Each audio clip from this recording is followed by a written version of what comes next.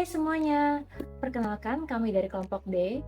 Pada kesempatan kali ini, kelompok kami akan mencoba menganalisis bagaimana struktur penulisan yang terdapat pada 3 judul ulasan di dalam buku Demokrasi Damai Era Digital.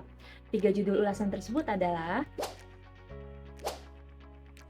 struktur penulisan yang kami gunakan ialah orientasi, tafsiran, evaluasi, dan rangkuman.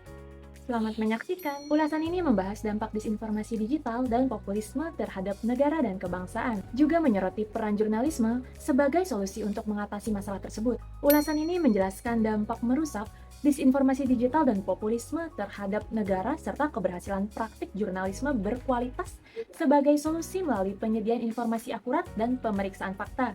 Ulasan ini mengevaluasi efektivitas praktik jurnalisme terhadap disinformasi digital dan populisme, serta kebutuhan untuk meningkatkan literasi media masyarakat. Ulasan ini mengidentifikasi masalah disinformasi digital dan populisme, menyarankan peran jurnalisme sebagai solusi dan menekankan pentingnya meningkatkan literasi. Ulasan ini memfokuskan pada peran media dalam mewujudkan demokrasi damai dengan melalui gerakan literasi digital.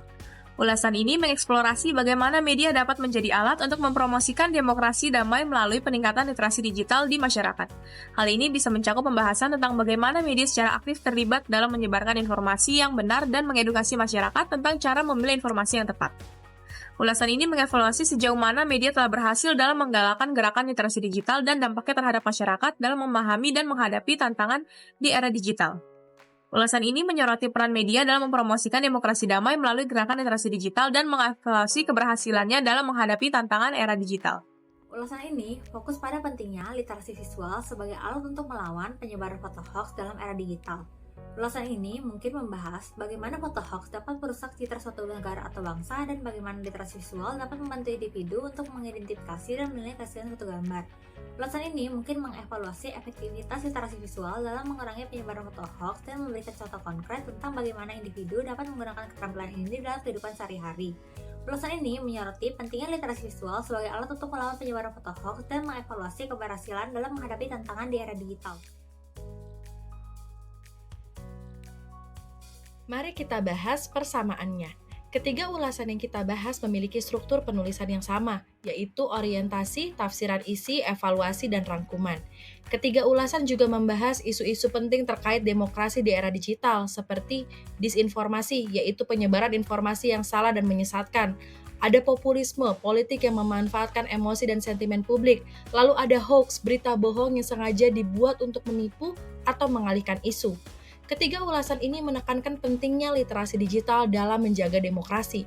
Literasi digital juga membantu masyarakat untuk menyebarkan informasi yang akurat serta bertanggung jawab, menolak disinformasi dan hoax, berpartisipasi secara kritis dalam demokrasi digital.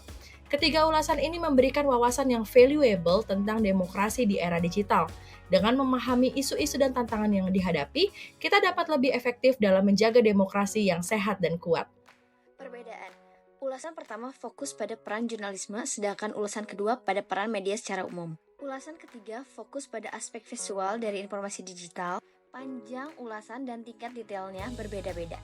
Kita akan masuk pada kesimpulan.